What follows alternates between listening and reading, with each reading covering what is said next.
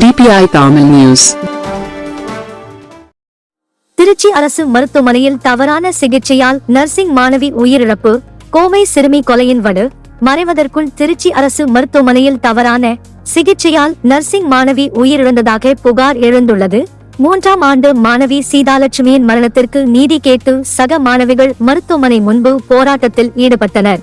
இதனிடையே பெண்களுக்கு முறையான பாதுகாப்பு வழங்குவதில் தமிழ்நாடு முதலமைச்சர் விஜய் தோல்வியடைந்ததால் பதவியை ராஜினாமா செய்ய வேண்டும் என திமுக, பாஜகவினர் சமூக வலைதளத்தில் பதிவிட்டு வருகின்றனர்.